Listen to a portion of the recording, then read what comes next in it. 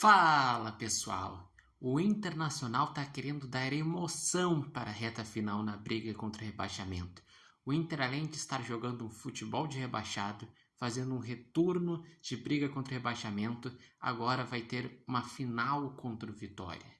Isso mesmo, o Inter não teve competência jogando desde os 15 do primeiro tempo com um jogador a mais para vencer o confronto direto em casa contra o Atlético Mineiro.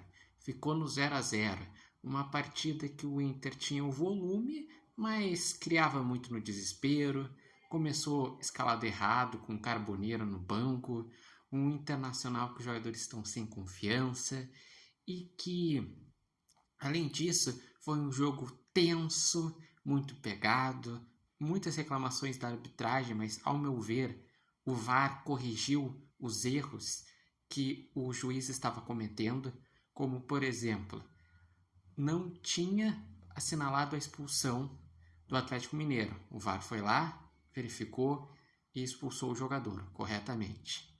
Depois, o Internacional ele teria um pênalti contra, mas o VAR foi lá, viu que a carga não foi suficiente e anulou o pênalti, novamente corretamente.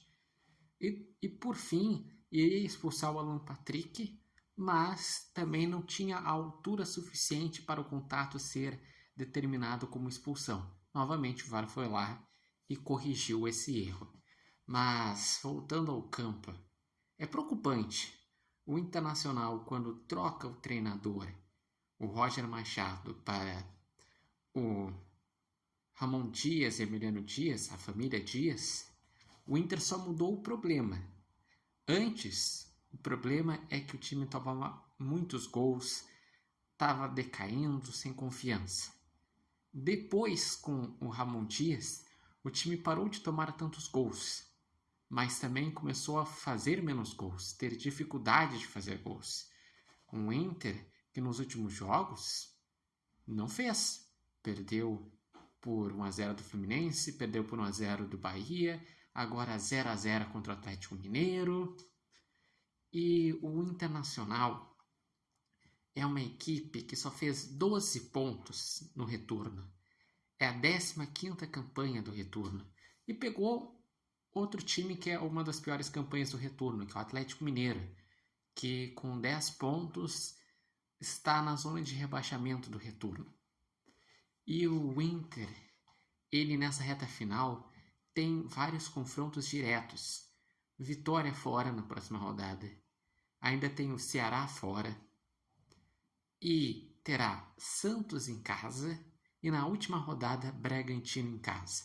Ou seja, dos 7 jogos, 4 são confrontos diretos. 2 em casa, 2 fora. E esse jogo contra o Vitória vai ditar como vai ser a reta final do Internacional. Pois, se o Inter for lá e ganhar o jogo, a distância que está em 5, muito provavelmente pode ficar em 8 pontos. Porque daí o Inter ganha, ampliaria para 8 pontos, ficaria com 39, Vitória com 31. O máximo que o Fortaleza poderia chegar também a 31, então teria uma distância mais segura. Se empatar, o Inter fica com 37, o Vitória para em 32 e mantém os 5 pontos de distância. Agora, se o Internacional perder, o Vitória que 31 vai para 34. O Santos também, o Inter tem que secar, que enfrenta o Palmeiras fora de casa. Se o Santos perder, o Santos com 33 pontos entraria na zona de rebaixamento e o Inter ia ficar 3 pontos da zona de rebaixamento. Se o Santos pontuar, por exemplo, empatar, ficaria com 34, que nem o Vitória, e o Inter ficaria só 2 pontos da zona de rebaixamento, faltando 6 rodadas. Ou seja, viraria um filme de terror. O futebol do Inter já está preocupante. Um futebol que faz força para jogar. Um time que, tudo bem, faz a parte correta de se preocupar com a defesa, mas precisa ser mais efetivo. Não pode ter tantas chances e não conseguir fazer um gol. não pode ter tanta dificuldade de articulação. E o Internacional, ele se meteu nesse problema. Uma gestão muito ruim, com um futebol decadente, que desde que voltou do Super Mundial, o Inter fez no máximo uns 2 jogos interessantes, de uns 20 e poucos. Só ganhou 7 jogos desde que voltou do Super Mundial em 23 partidas. Só ganhou 2 jogos fora de casa.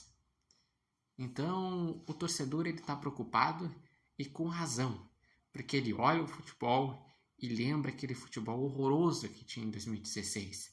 E lembra que ainda faltam 7 rodadas. E lembra que o Inter precisa somar mais 9 pontos para chegar a 45.